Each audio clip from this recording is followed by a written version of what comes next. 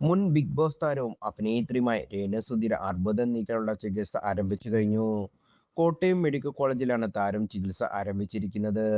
Chemo ആരംഭിക്കുന്നതിന് മുന്നോടിയായി കഴിഞ്ഞ ദിവസം ശരീരത്തിൽ പിഗ് ലൈൻ ഇട്ടിരുന്നതായി രേണു അറിയിച്ചിരുന്നു. നമസ്കാരം, ശരീരത്തിൽ പിഗ് ലൈൻ ഇട്ടതായി നല്ല വേദനയുണ്ട്. വീട്ടിൽ ഞാൻ തിരിച്ചെത്തി.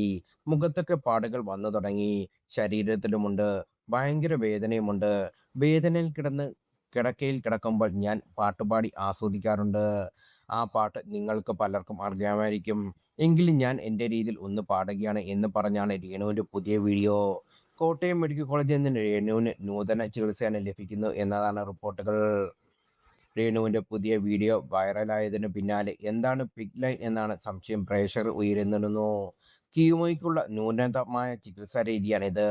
കോട്ടയം മെഡിക്കൽ കോളേജിൽ തന്നെ ആദ്യമായിട്ടത്തെ ഒരു രോഗിക്ക് കീമോ ചെയ്യുന്നതിന് മുന്നോടിയായി പിഗ് ലൈൻ ചികിത്സാ രീതി ലഭിക്കുന്നതെന്ന് റിപ്പോർട്ടുകൾ പറയുന്നു.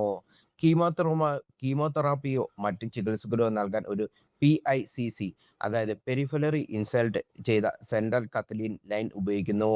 PICC ലൈൻ എന്നത് നീളമുള്ളതും നേർത്തമായും പൊള്ളയാമായ വഴക്കമുള്ള ഒരു ട്യൂബാണ്.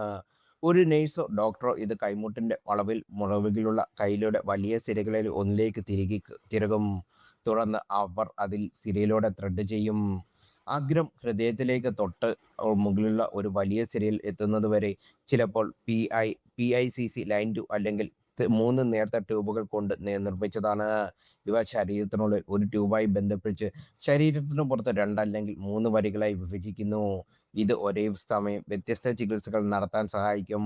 ഓരോ വരിയിലും സാധാരണയായി ഒരു പ്രത്യേക തൊപ്പി അല്ലെങ്കിൽ ബങ്ക് ഉപയോഗിച്ച് അടച്ചിരിക്കും. ലൈൻ ഉപയോഗിക്കാത്തപ്പോൾ അടച്ചുവെക്കാൻ ഒരു ക്യാപ്പ് ഉണ്ടായിരിക്കും.